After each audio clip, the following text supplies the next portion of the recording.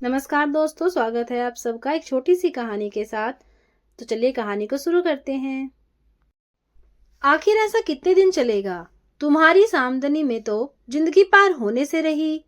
मैंने डॉक्टर इसलिए तो नहीं पढ़ी थी, न इसलिए तुमसे शादी की थी कि यहाँ बैठकर किचन संभालूं। रानी ने दूसरे कमरे से कहा तो कुछ आवाज आनंद तक भी पहुंची। सच तो यह था कि उसने कुछ ही शब्द सुने थे, लेकिन उनका पूरा अर्थ अपने आप ही समझ गया था।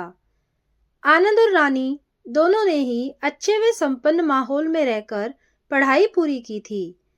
परेशानी क्या होती है, दोनों में से किसी को पता ही नहीं था। इसके बावजूद आनंद व्यवहारिक आदमी था। वह जानता था कि व्यक्ति की जिंदगी में सभी तरह के दिन आते हैं। दूसरी ओर रानी किसी भी तरह से ये दिन बिताने को तैयार नहीं थी।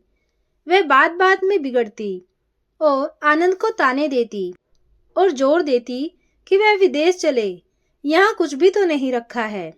आनंद को शायद ये दिन कभी न देखने पड़ते, पर जब उसने रानी से शादी की तो अचानक उसे अपने माता पिता से अलग होकर घर बसाना पड़ा। दोनों के घर वालों ने इस संबंध में उनकी कोई मदद तो क्या करनी थी। हाँ, दोनों को तुरंत अपने से दूर हो जाने का आदेश अवश्य दे दिया था। फिर आनंद अपने कुछ दोस्तों के साथ रानी को ब्याह लाया था। तब वह रानी नहीं, आयशा थी।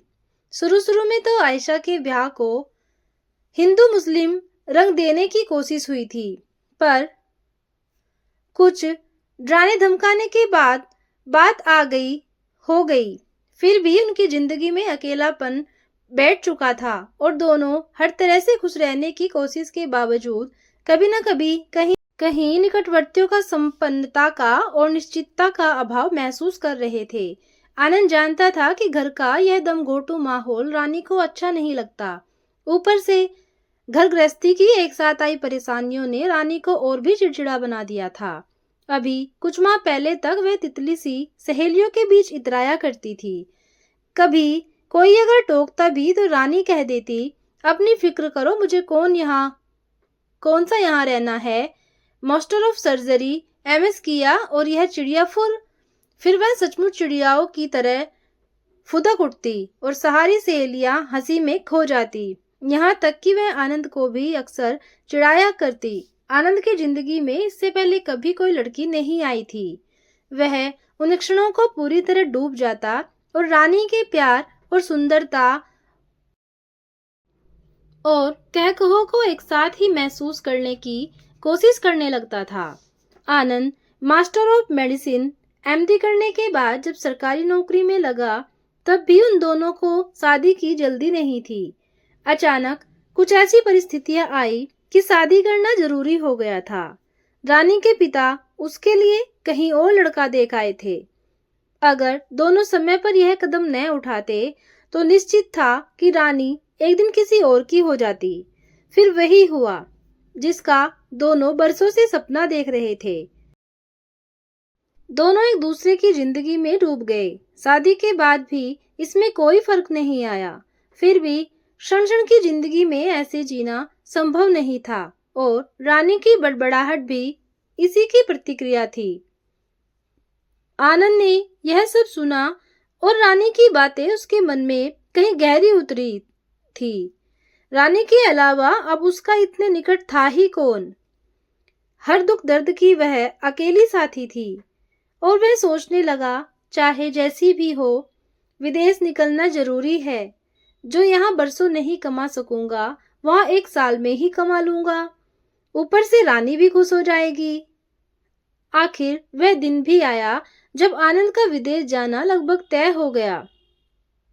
डॉक्टर के रूप में उसकी नियुक्ति इंग्लैंड में हो गई थी और अब उनके निकलने में केवल उतने ही दिन बाकी थे जितने दिन उनकी तैयारी के लिए जरूरी थे। जाने कितने दिन वहां लग जाएं, जाने कब लौटना हो भी या नहीं। तैयारी के छोटे से छोटे काम से लेकर मिलने जुलने वालों को अलविदा कहने तक सभी काम उन्हें इस समय में ही निपटाने थे। रानी की कड़वाहट अब गायब हो चुकी थी। आनंद अब देर से लौटता तो भी वह कुछ न कहती, जबकि कुछ महीनों पहले आनंद के देर से लौटने पर वह उसकी खूब खिंचाई किया करती थी। अब रात को सोने से पहले अधिकतर अधिकतर समय इंग्लैंड की चर्चा में ही बीतता।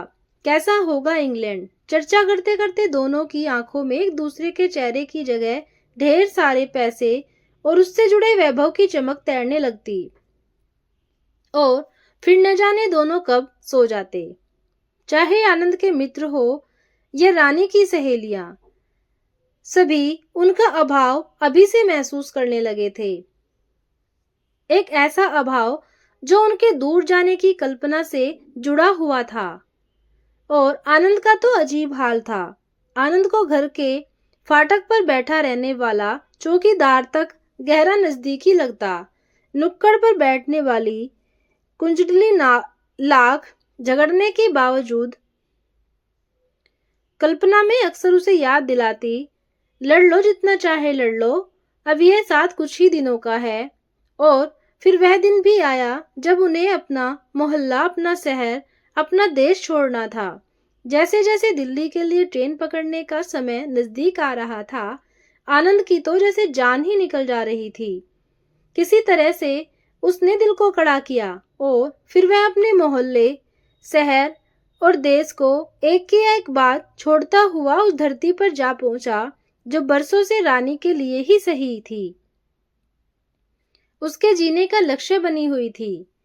लंदन का हिथरो हवाई अड्डा यात्री जिंदगी का दूर से परिचय देता विशाल शहर।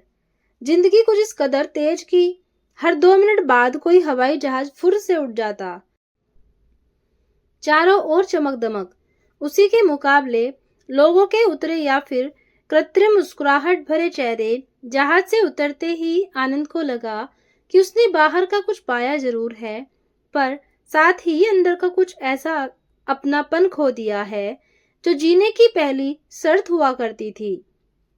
रानी उससे बेखबर इंग्लैंड की धरती पर अपने कदमों को तोलती हुई सी लग रही थी और उसकी खुशी का ठिकाना नहीं था। कई बार चहक कर उसने आनंद का भी ध्यान बांटना चाहा, पर फिर उसके चेहरे को देख अकेले ही उस नई जिंदगी को महसूस करने में खो जाती। अब उन्हें इंग्लैंड आए 1 महीने से ऊपर हो रहा था। दिन भर जानवरों की सी भागदौड़, हर जगह बनावटी संबंध, कोई भी ऐसा नहीं जिससे 2 पल बैठकर वे अपना दुख दर्द बांट सके। खाने पीने की कोई कमी नहीं थी, पर अपनेपन का काफी अभाव था। यहाँ तक कि वे भारतीय भी 2-1 बार लंच पर बुलाने के अलावा अधिक नहीं मिलते जुलते, जिनके एड्रेस वह अपने साथ लाया था। जब भारतीयों की यह हालत थी तो अंग्रेजों से क्या अपेक्षा की जा सकती थी। ये भारतीय भी अंग्रेजों की ही तरह हो रहे थे। सारे व्यवहार में वे उन्हीं की नकल करते। ऐसे में आनंद अपने शहर की उन गलियों की कल्पना करता जहां कह कहो के बीच घड़ियों का अस्तित्व खत्म हो जाया करता था। वे लंबी चौड़ी पैसे अब उसे काल्पनिक सी लगती। यहाँ तो सब कुछ बंधा बंधा सा था। ठहाकों का सवाल ही नहीं, हंसना भी होले से होता है, गोया उसकी भी राशनिंग हो। बात बात में अंग्रेजी शिष्टाचार हावी। आनंद लगातार इससे आजीज आता जा रहा था। रानी कुछ पलों को तो यह महसूस करती, पर थोड़ी देर बाद ही अंग्रेजी चमक दमक में खो जाती। आखिर जो इतनी मुश्किल से मिला है, उसमें रुचि न लेने का उसे कोई कारण ही समझ में नहीं आता। कुछ दिनों से वह भी परेशान थी। बंटी यहाँ आने के बाद कुछ दिनों बाद तक चौकीदार के लड़के रामू को याद करके काफी परेशान रहता था। यहाँ नए बच्चों से उसकी दोस्ती आगे नहीं बढ़ सकी थी। बंटी कुछ कहता तो वे कुछ कहते और फिर एक दूसरे का मुंह ताकते। फिर बंटी अकेला और गुमसुम रहने लगा था। रानी ने उसके लिए कई तरह के खिलौने लाके दिए, लेकिन वे भी उसे अच्छे न लगते। आखिर बंटी कितनी देर उनसे मन बहलाता। और आज तो बंटी बुखार में तप रहा था। आनंद अभी तक अस्पताल से नहीं लौटा था। आसपास याद करने से रानी को कोई ऐसा नजर नहीं आया जिसे वह बुला ले और जो उसे ठाढ़स बंधाए। अचानक इस सूनेपन में उसे लखनऊ में फाटक पर बैठने वाले रघु चौकीदार की याद आई, जो कई बार ऐसे मौकों पर डॉक्टर को बुला लाता था। उसे ताज्जुब हुआ कि उसे उसकी याद क्यों आई। उसे कुंजडिन की याद भी आई, जो अक्सर आनंद के न होने पर घर में सब्जी पहुंचा जाती थी। उसे उन पड़ोसियों की भी याद आई जो ऐसे अवसरों पर चारपाई घेरे बैठे रहते थे और इस तरह उदास हो उठते थे जैसे उनका ही अपना सगा संबंधी हो। आज पहली बार रानी को उनकी कमी अखरी।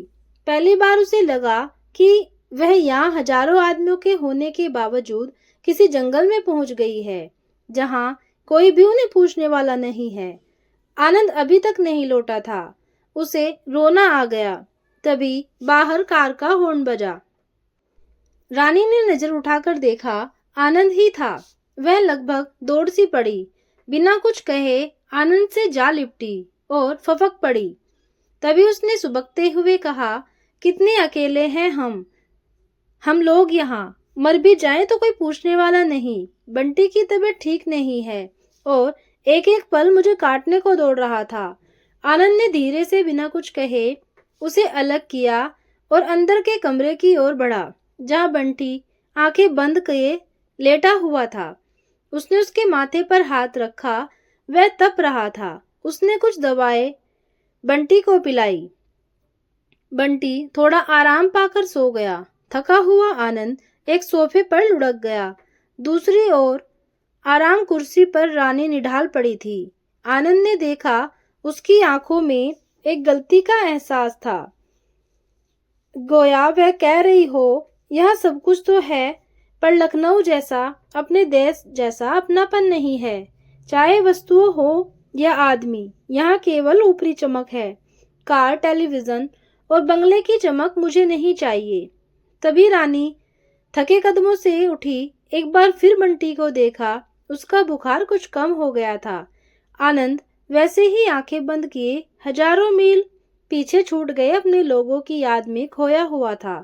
रानी निकट आई और चुपचाप उसके कंधों पर अपना सिर टिका दिया, जैसे वह अपनी गलती स्वीकार कर रही हो। तो दोस्तों, ये थी एक छोटी सी कहानी। उम्मीद करती हूँ आपको जरूर पसंद आई होगी। और आपको अगर कहानी पसंद आई हो तो एक लाइक करना और कमेंट भी करना। दोस्तों, इस कहानी को सुनने के बाद मुझे तो ऐसा ही लगता है कि देख पर आई चुपड़ी क्यों ललचाए जी, रूखा सूखा खा और ठंडा पानी पी।